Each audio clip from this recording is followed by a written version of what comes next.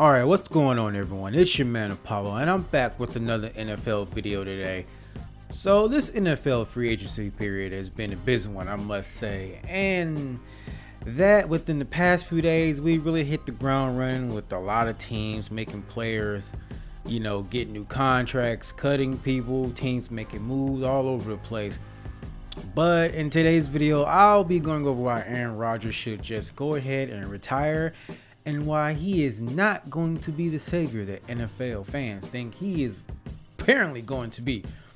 But before we get into all that, I just want to let you guys know, be sure to hit the like button, subscribe to the channel, share the content. Thank y'all so much for coming through. Also, I will be refocusing the content on this channel to a more football-based commentary and opinions content, as trying to be a content creator for Madden and other AAA sports video games. It's just doing nothing but burning me out, and I'm not someone who has much patience for how these gaming companies release their sports games these days. So with that being said, you can find links to all social media platforms down in the description, including my second channel, which is a gaming retro channel if you're into that type of thing. But without further ado, let's get right into the video, everyone. So another year has come and gone, and yet here we are again with this Aaron Rodgers dilemma. Now it seems as if it is safe to say that the Green Bay Packers have had enough of the foolery from Aaron Rodgers and are ready and prepared to move on from all the drama that this guy brings to their franchise.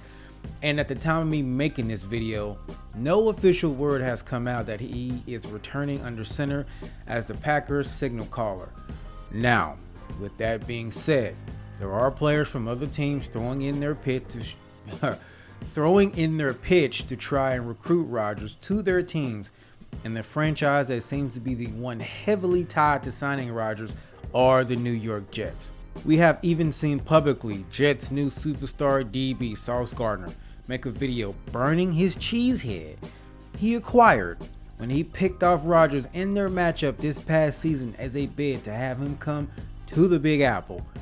Now, when it comes to players trying to bring another great player to their team these days, it is not a shock to see a video like this on social media.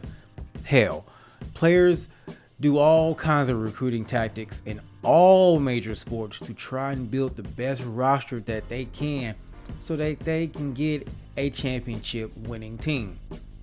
Now, here's the problem with all of this, and it has a lot to do with Aaron Rodgers himself actually.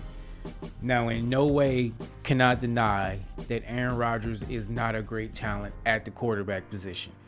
He can make any throw and at any position or angle from inside or outside the pocket, and you can count on him to generate revenue from just his name being tied to your franchise alone. But if you are seeking to win a championship, then you miss me completely with what Rodgers brings to your team. Aaron Rodgers has been known to be the ultimate diva, and there ain't no secret in that. But ever since he won his lone championship back in 2011, he ain't produced much of anything outside of the regular season. I mean, let's be real, y'all. You need to be great, or at least a consistent quarterback in terms of your play, in order to win a Super Bowl. And when it comes to the playoffs, yes, the playoffs, the NFC Championship game primarily, Rodgers ain't done much of a damn thing. To me, his last best shot at winning another title came back in Tom Brady's first year down in Tampa Bay, when the Packers were able to finally secure a home NFC title game.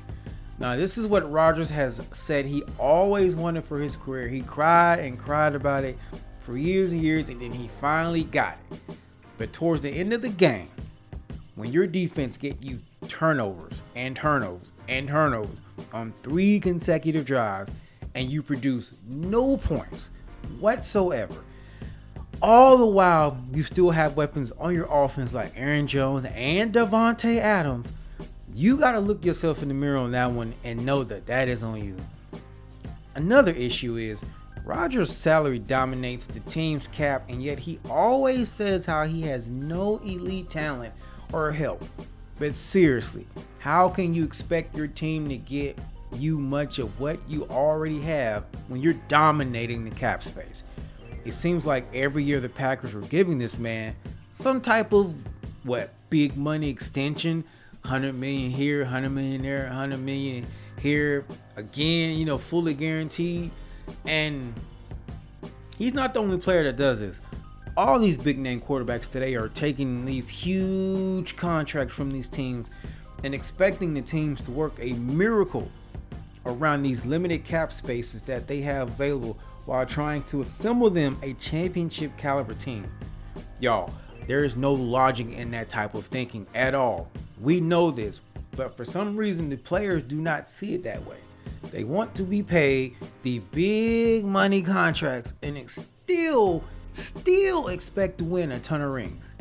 Now, I think what the issue is personally is that the players in the NFL, they want to be paid like the players in the NBA and the MLB, and think somehow still getting paid all that money leads to championships. Now, don't get me wrong. I'm all for you wanting to go get your money. You're a professional athlete. You made it this far. Your talent is obscene. You put in the work.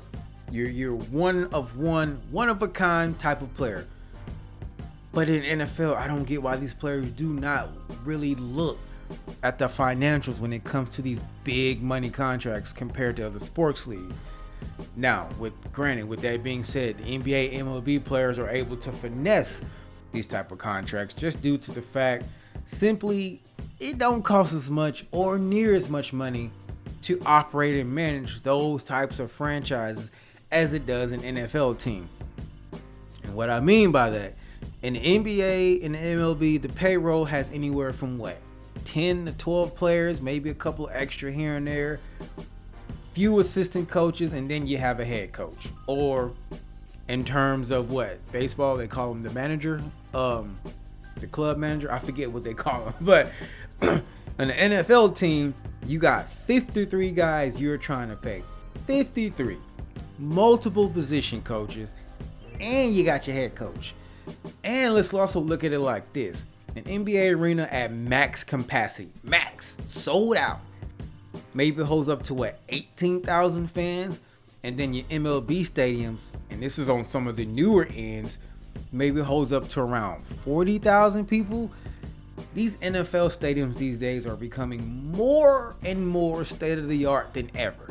And if you include the area where fans are not even sitting in the chairs and they are just in the standing area, walking around, hanging out, drinking, you got the tailgaters outside filling up the parking lot all around the stadium, you're probably easily looking at around 120,000 people plus easily. Now, granted, I know most of that, what I just said, don't factor into what ties into a team salary cap, but you guys get what I'm trying to say here. When one guy on a 53-man roster, takes up over a quarter of the cap, 25%, hell, let's even go 15 to 20%. There is no way in hell, unless you find a bunch of gems and diamonds in the roughs, all in the draft, there's no way you can expect to assemble a championship caliber team.